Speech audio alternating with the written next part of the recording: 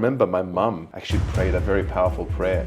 God, you've given them to me, I give them back to you. Better they go to be with you now than bring shame to your name. I feel like having a relationship that is successful is heading in the same direction and building out a vision with someone else. Pray for someone that's going to love Jesus more than they're going to love you. Because when they have a strong vertical relationship with God, it just aligns a lot more. What made you introduce me to your family so quickly? When you meet someone that's beautiful, like yourself, you're not just like any person, you're like a precious stone, you're like a diamond. You don't treat a diamond as an amethyst. Amethysts are much cheaper, they're not as precious, where a diamond, you gotta take care of it.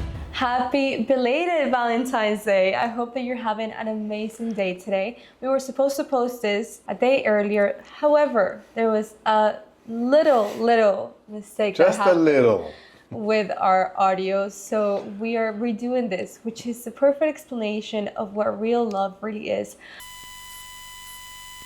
If you follow me on Instagram, then you'll know that we posted an announcement last week. I am finally introducing my boyfriend to the channel. His name is Richard Mannah, and we had a quick Q&A that I left on my stories, and we received tons of questions that we want to answer. But to be honest, I just wanted to introduce you to him so you could learn more about who he is and our story together, which was totally written by God. So I'm excited to have you here on the channel today. Thanks for having me. Hi everybody, it's good to be here. Today, I just want you to share a little bit more about who you are first, and then what took you to now meeting me. I was born in Australia. When I was about 21, I moved to London to further my career. I'm a hairdresser, and I got invited to be part of the main Tony and Guy team in London to travel and do photo shoots and all the creative projects that they had there. So I took a step of faith and moved to London. So I lived in London for about 10 years. I won London Hairdresser of the Year, which was always a dream of mine. And then once I accomplished that, I was invited to move to New York City. So I lived there for a number of years as well. Did like Fashion Week, campaigns, photo shoots. And then during 2020, I moved to Miami a few years after living here. Voila, I met you. I love that. What's your story with Jesus like? I feel like many people are probably wondering, like, are you even a Christian? Are you a counterfeit? I'm just kidding. I'm kidding. I'm sure many people are wondering about your journey with Christ. So I was born and raised in church, a Baptist church, which was great. It was a great foundation to have because I was taught all the Bible stories. I was familiar with David and Goliath, Moses, Noah, all the biblical stories that are foundational, I think, for anyone growing up. And then around 16 years old, I and my brothers, we started going out and hanging around different people and going out to different clubs and partying a little bit. And we stopped going to church, not because we didn't believe, but because we would come home Sunday afternoon from partying all night, I should say, Saturday night. So this happened for a year. And, looking back, I remember my mum actually prayed a very powerful prayer. She was like, God, you've given them to me, I give them back to you. Better they go to be with you now than bring shame to your name. Wow. Which is a powerful prayer to say something like that. And I think at that point, God really got involved, and we ended up becoming friends with someone that would go out with us to the clubs, and he invited us to a church called Hillsong. So we started going to Hillsong Church and rededicated our lives to God. And since then, our relationship has grown, not because we had to go to church, but because we want to go to church. We want to get to know God because church excited us about the things of God again. That's so beautiful. I think that we all have our stories of, going back to Christ or even getting to know him first. And I love your story because it wasn't just whatever you were going through, but what the prayer that your mom did. Yeah. She was so faithful to God, even though it was so hard to say, hey, God, if they're not going to live for you, then you better take them. Like, that's a powerful prayer. And probably the hardest prayer from mom. Yes. And I know that she's so sweet to even imagine her saying that or praying that. It's a big deal, but that's her love for Christ. Yes. And how powerful it is. And the fact that that would now go into your brothers and you, it's just beautiful. Yeah. There's like now generations to come because of the faith of your parents, your grandparents, and your entire family. So that is right. I think that's pretty beautiful to see. Thank you. We have a new friend now. It's Valentine's Day, so we're out in the mood. I couldn't come empty-handed. So now that you have moved to America and you're living in Miami, I want to hear from your side of the story how you met me and how you decided to be in a relationship with me. I met you at a wedding, for a mutual friend's wedding. And it's funny because I was at a point where I'd just gone out of a different relationship, not the best one, not the best experience, let's just say. And coming out of that, it took a little while. And I finally got to the point where I was actually content and happy within myself and where I was in life. And then I remember at the wedding, I sat down at the reception table and there was a picture, a girl that was next to me, a friend of mine. She took a picture with a whole bunch of people, maybe 8 or 9 people.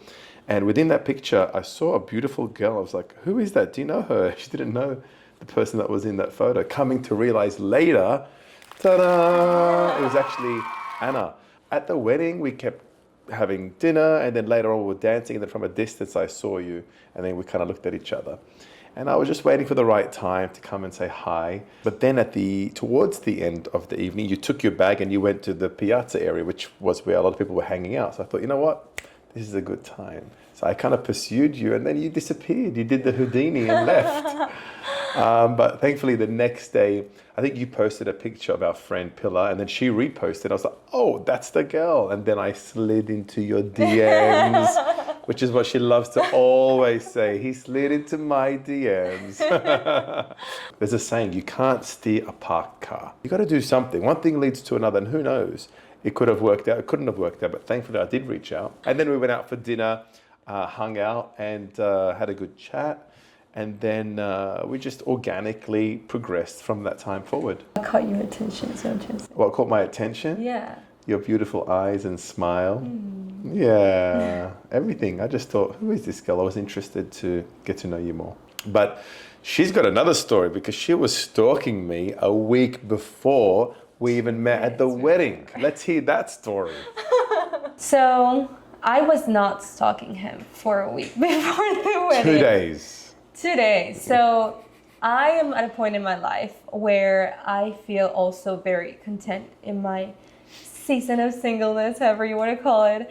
And I just wasn't really looking for anything. I was so focused on the ministry, this channel, my work, all the things that I was doing that I wasn't really thinking of putting myself out there. Even though I do believe it's important to put yourself out there, especially because I did have the desire to be with someone. It wasn't a thing that I was pursuing at the time. So I had this wedding that I have to go to on a Friday. And before this wedding happened, like 2 days before that, it was actually his birthday. So one of our mutual friends is posting him on her story, and he definitely also caught my attention on the photo. I didn't do a lot of stalking as I should have. I could have stalked him a lot more, but I just opened up his profile. He has a lot of posts about hairdressing, so I was like, okay, he's a hairdresser. I didn't think too much of it, but I did think he was attractive. But I wasn't gonna follow him, and I didn't know. You have to be honest with your viewers. You fell in love. I did not fall right in there love. and then you prayed and fasted and believed God that you were gonna meet me, and then 2 days later she met me. Like that's amazing. I will say though, you're funny. No, I will say though, from years before that, I have been very intentional in this season of singleness and trying to get to know a person. I was really figuring out what I wanted and who I was, what my standards were, what my non-negotiables were, and I was really looking for a specific kind of person. And whenever I would show it to my friends or my mom, especially my mom, she would be like, you are trying to find not the perfect man, but she would think that it was too much. Like people would almost also tell me, to lower my standards a little bit because I was looking for this very specific person that I knew was going to be the one. Then I go to the wedding and I see this man once again. He always wears his sunglasses, not always, but whenever he wants to look really good, he wears his sunglasses. So I was able to recognize him quickly. And I'm like, oh, interesting. That's the person that I saw on social media this week. And then as I'm, in the dance floor, I'm having fun with friends again. And I noticed that he's looking at me, and I look at him, and my mom had told me for a while now that I should start making eye contact with people because whenever I'm outside, I'm looking at whatever I'm doing. I did not look at anybody, whether I was at the gym, at church, anywhere else. I just wouldn't look at guys. I felt very shy to do that. But that night, I just had this feeling like maybe tonight would be the night when I'll make eye contact. And then there was even a point when I got a little bit closer to you at the party just to see he would say hi, because he was really like staring at me. I wasn't staring at you. I was just I was checking you out. I wasn't like staring at you. He was staring at me. That is not true. He was like smiling too. So I was like, okay. Yeah, I probably would have. I'm not going to frown. Of course I would have smiled. So I ended up leaving the wedding. I didn't think too much of it. I didn't know that I was going to see you again.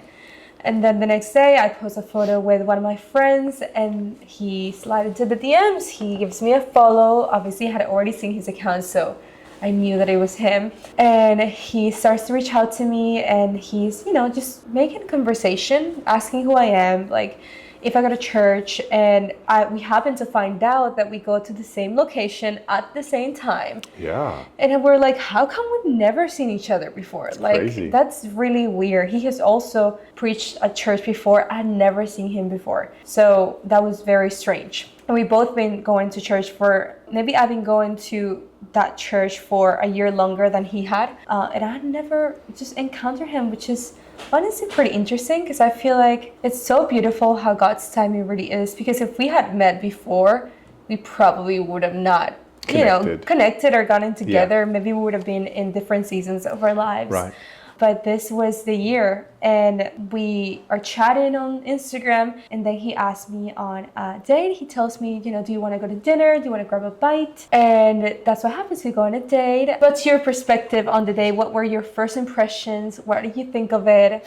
What was your experience? It was great. It was organic. I think, to force something is kind of weird. And in the beginning, it might feel that way, but I felt like it was organic from the beginning.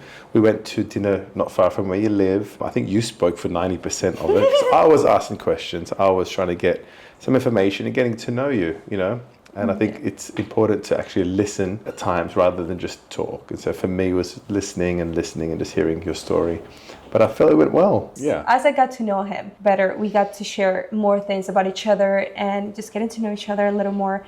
His family was going to arrive here from Australia. They were going to visit for like 2 weeks or so, and he was going to go on a trip a week afterwards. So after our first date, I didn't really think that we were going to connect again, or at least that quickly. I just didn't think too much of it. My expectations were very low because I wasn't sure if we were going to see each other again. You were going to be with your family. But then the second day that your family arrived, he invited me to have dinner with them, and we connected so well. They're so sweet. I really grew even love for them. They were awesome, and we had a lot of fun together even throughout those 2 weeks of us getting to know each other. So what made you introduce me to your family so quickly? I'm definitely curious on that, and for you to share that as well. Well, it was my brother, his wife, and 2 kids who came and visited me from Australia, and they were going to be here for I think 2 weeks. And we were doing different things. I think I did a barbecue on my rooftop. Organic, come in, hang out, I would love for you to meet them, for them to meet you, but it was just early stages. I didn't think too much of it. I just thought it'd be a good idea to invite you because I wanted to spend more time with you. Yeah, so what do you tell your family before you introduce me to them? I just met this girl. She's really cool. Went out on one date, but I'm going to invite her just to hang out. Again, kept it very low-key and casual. I think it's nice for you to see my family, because I think when you see somebody's family, you get to know a little bit more about them. So that was good and I think important. And then for them to also meet you, and for me to get a different perspective, rather than just my perspective. Because sometimes when you're in love, you could be in this little bubble, but it's nice actually to get someone that you love and trust and get their thoughts on the person that you're getting to know. Nice. What were their thoughts? What did they think of it? They're like, she's so beautiful. We love Anna. She's so pure spirited. She's so warm, and she's so caring, and she's beautiful. They just kept saying incredible things about you. Oh, did that help you move forward in the relationship a little bit more? Yeah, kind of. It was early stages. So again, I wanted us to be taking it at a slow pace. I wanted it to be organic and just have a natural progression from one time to the next. And I feel like that's what it was. Yeah. It's always nice to hear the perspectives of you as well. Yeah, I love that. I love meeting his family. I thought it was really special because I really love my family. And family is just really important for me. And then getting to know his family, how close he was with them, how important they were for for him and how important you were for them as well. It was pretty special. So I think that was a really good outcome. It was a good thing to do. And that's one thing I liked about you, that I was attracted to you. Of course, you're beautiful, but I love that you have a strong faith in God and that you have a love for your family. And I think those two principles are very important to me. And I will encourage anyone out there, pray for someone that's going to love Jesus more than they're going to love you. Because when they have a strong vertical relationship with God, it just aligns a lot more with your beliefs and where you're going as a couple, especially if you're a believer and a Christian. That's beautiful. I think that's the next question that I had for you, actually. Like, what were some of the things that maybe attracted you to me, and maybe even non-negotiables that you had that you also saw in me? I think that those two things, I wanted to find someone that's going to love God, someone that loves going to church, someone that loves the word. Then I came to realize you got HINENI, and that you're doing a Bible study every 2 weeks, and you're posting on social all these biblical truths and verses and testimony. And I think that was a beautiful thing that I was attracted to, you know, and it's a compliment to you that no matter what you've been through, you've stayed strong in your faith and you've maintained your peace, you've maintained your joy in the good, the bad, and the ugly. And I think that's a testament to you. Oh, that's so beautiful. Thanks for sharing that. I did a video actually a couple years ago on Valentine's Day here on my channel, and I was single, and I was sharing to the single people out there why it's important to thrive on your single season and why it's important to embrace it. And there were many things that I taught in that video that I think are very true even to today. And I think that they also prepare me to be now in a relationship. I'm still getting ready to even improve in the relationship. I think that we're always growing, but I think that having those non-negotiables was really key for me. And I'm not going to share them all because honestly, even in that video, I think I shared 4 of them, but then I ended up writing a whole list of like 39 things, which is probably too much. But they weren't superficial things. They weren't things that are impossible to find. They were things that I really thought were important, like, you know, the values that we share, the faith that you have, the individuality that you have as well. That's something that I was really looking for in a person. I was looking for someone who was very secure in himself, that really took care of his health, that had that self-love as well. And obviously somebody that had, like you said, a vertical relationship with God, somebody that really loved the Lord and that was passionate about him. And that's one of the things that when we got to know each other, I was trying to see if you even had, you know? Yeah, I mean, you are very open about your faith, but maybe not as public as I was. So I didn't even know what your relationship with God was. And as we got to know each other, I got to learn more about your testimony, the things that you've been through, and how God has been with you through that entire time. And even the way that you evangelize to people has been so beautiful to witness. We can be anywhere and he'll try to get a person saved right then and there. He has no shame of the gospel and he's sharing it, and that's something that I really admire of you. And I wasn't looking to date necessarily a preacher or a pastor, but I feel like God blessed me with someone who not only is very cool and very handsome, talented, but someone that has a lot of love for the person next to him and who's really in love with Jesus and who has this beautiful anointing and gift to even preach.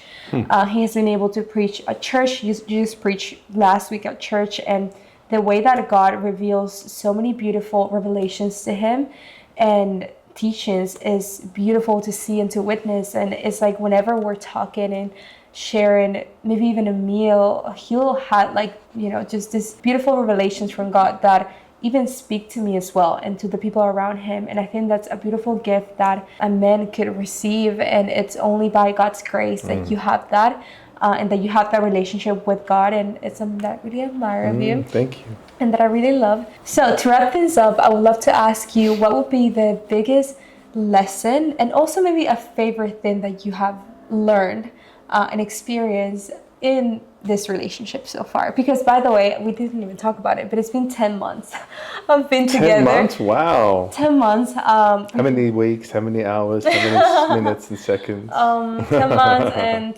2 days, actually. Okay, she's counting. I'm counting the time and the days. But what has been, again, the biggest lesson and your favorite thing in this relationship? I think communication is important, expressing how you feel and also listening to how you feel.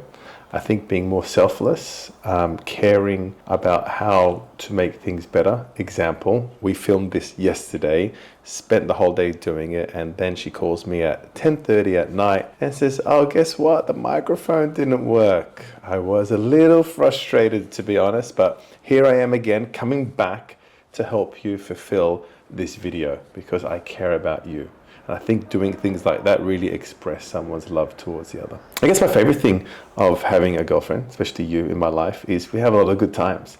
I don't just love you, I like you. I like doing the small, mundane, boring things together, whether it be going shopping, whether it be going grocery shopping, just doing the small cooking together, just doing the basic stuff together. Because if you can enjoy the basic things together, I think the big things will just be automatic. That's awesome. I think my biggest lesson has been being more selfless, like you said. Not thinking just about what I want, but also appreciating and taking into consideration the other person. Right. That's something that in a relationship, you would think that it's something that you already know and expect, but I feel like I've had to maybe adjust certain expectations or learn how you work as well, and how I can also, make you happy as you make me happy. It's not just one way around, and it's also not always easy. Like relationships, the biggest thing that I've learned is that they take work, they take commitment, and they take effort. Just like you said, even coming today and filming this again, Right. It's not easy. It's not something that I'm sure you wanted to do. But it's something that you did because you have love for the other person, you have love for me, and even doing those small acts of kindness, it just really makes a huge difference. Yeah. And like my favorite thing, like you said, I also do love doing the small things together, but also having somebody that I can really do life with and somebody that I can share my faith with. It's really important. The fact that we pray for one another basically every day, Yeah. whether we're going through something or whether we're having a great day. Yeah. Like we have the ability and the desire to pray for one another whenever it's needed. The fact that we can minister to other people together. Right. I think that's so beautiful to do, and working together, doing life together, like you Right. said, cooking together, just doing the small things, but also doing the important things together. Yeah. It's a big deal. Yeah. Having a relationship is not just about having somebody that you can have fun moments with and that you can cuddle with. I feel like having a relationship that is successful is heading in the same direction and building out a vision with someone else. It's funny you say that because I was speaking to someone who's been married for like 50 years, and I asked him, this is before he passed recently, I asked him, what would you tell your younger self? He said, love is not looking in each other's eyes and saying, I love you and you love me. Love is looking in the same direction and having the same vision, because vision is what keeps two people together. That's why aligning your faith and talking about the future is so important, because the more aligned you are, the more of a vision you'll have before you. However, if you have one vision and I have another vision, we're going to have a division. So it's important that vision is clear and that we're aligned so that we can actually pursue our dreams together. That's amazing. And that's an encouragement for anyone out there that might be unsure of who they're dating. Are they aligned with your faith? Are they aligned with your vision? Are you aligned with their faith? Are you aligned with their vision? Having a single vision is what I think is going to keep two people strongly together. Yeah, I love that you said that, because we are actually doing something that we recommend every couple, whether you're engaged or just dating, to do, which is called SYMBIS. It stands for Save Your Marriage Before It Starts. And this is recommended in our church and by our pastors to do whenever you want to make the decision to maybe move to the next phase with somebody in a relationship. And you have to do a test, and then we personally are doing it with a counselor, a pastor, one-on-one, and he was sharing a little bit of what our score was. And I don't know if we're allowed to share that, but I think it was really beautiful, to be honest, to see that we're actually very aligned. And maybe you don't need a test to find that out, but even by building a relationship with someone, you want to make sure that you're not just too emotionally involved where you're only thinking with your feelings. You also want to make sure that you're not too logically technical in the relationship where you only think with your brain. You want to think with both. You want to make sure that you, like you said, that you're aligned, that you have the same vision, and that you're also in love with this person and attracted to them. One thing that I loved about you and our relationship is that from day one, we were asking uncomfortable questions. We were always asking the questions that even now, as we were doing this test, there were a lot of things that we had already spoken about, like things related to finances, things related to how we want to live our life, what our vision is, what our family plans can even be like. I know it seems like it could be a lot, but in a way, when you're dating someone and getting to know them, even before you become boyfriend and girlfriend, you're almost doing like an interview. Like you want to make sure that you make a really wise decision. As you are falling in love with them and having these beautiful feelings for them, you also want to make sure that there is that alignment, because that will make a huge difference in the relationship, and it will determine whether you can be together or not. But it's not like a one-time interview. You don't just put all your cards out on the first day. I think getting to know someone is like playing cards. I play one card, you play the next card. Oh, I like that. I play. Don't put all your cards too quickly. And I think the first card should be the king. This is who I believe in. I believe in Jesus. I'm a Christian. You too? Oh, great. I can play the next card. And we get to know each other. Rather than, I think sometimes people can show all their cards so quickly and it's like, oh, you've left nothing to discover. Where I think it's like playing one card at a time, getting to know someone. I think that's wise. Why would you think it's important to have that first card? I think that's... You know, if you're of a different faith than me, all love, all respect, but there's going to be a lot of division between the way you see the vision and future and I see the future. So I think that is an important factor. The Bible says don't be unequally yoked, because you just constantly be trying to go the opposite directions in so many different ways that it becomes a stress rather than something that you enjoy. There was something that you shared with a friend that I would love for you to share here, and it was some analogy about the diamond hidden, something along those lines. Oh, I was like, when you meet someone that's beautiful like yourself, you're not just like any person, you're like a precious stone, you're like a diamond. You don't treat a diamond as an amethyst. Amethysts are much cheaper, they're not as precious, where a diamond, you got to take care of it, you got to polish it, you got to protect it a lot more. And I think it's important that when you meet someone that has potential to be your future wife or husband, I think you've got to protect it. You've got to treat it differently than just any other person. It's so sweet. And I'm so grateful that you're in my life. And I'm so excited for this Valentine's Day. We're filming it literally on Valentine's Day. So I'm excited to see what he has planned. I got a dinner date at McDonald's. No, we're ready to go. I'm going to get you a Happy Meal. She's going to be so happy. It's food jokester.